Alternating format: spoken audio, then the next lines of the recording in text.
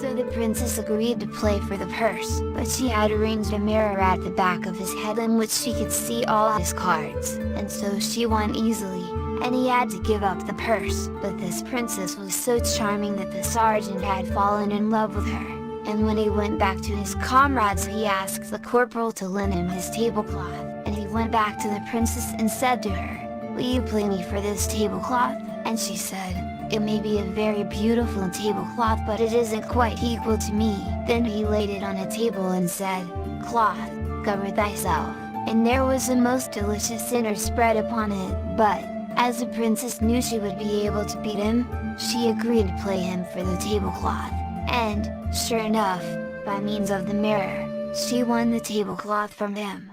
The same thing happened when he borrowed the whistle from the private and tried his luck with the princess again, but this time he watched what she was doing, and knew that she had cheated him though he dared not say so.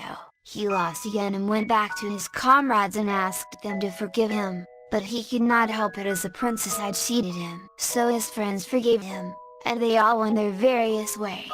Now the sergeant wandered along, and wandered along, and wandered along, till he came to the bank of a stream on which there grew the fig trees, white and black, and he gathered some of these figs from the different trees, and sat down by the bank to eat them. And he ate a black fig, and then, feeling thirsty, went down to the stream to drink some of the water, and as he looked and he found that he had 2 horns on the side of his head just like a goat, instead of 2 ears. He didn't know what to do, but as he was still hungry he ate one of the white figs, and when he went to drink again he found the horns had disappeared. So then he knew that the black figs brought the horns and the white figs took them away. So he gathered some more of them and went back to the palace of the princess, and sent her up some of the black figs as a present from an admirer.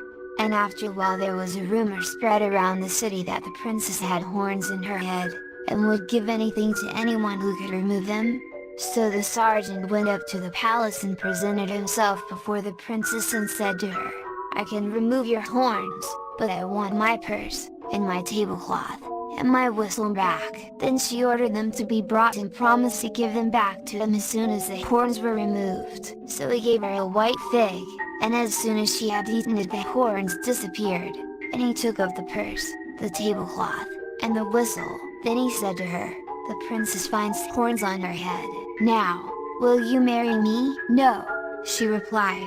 "Why should I?" "Because you didn't win these fairly." "That may be, or that may not be, but I see no reason why I should marry you." Thereupon he blew his whistle, and the palace was filled with a regiment of soldiers. And the sergeant said, "If you do not marry me these men shall seize your father and I will seize his throne." So the princess married him, and he sent for the corporal and the private and made them rich and prosperous, and they have all lived fairly happily together.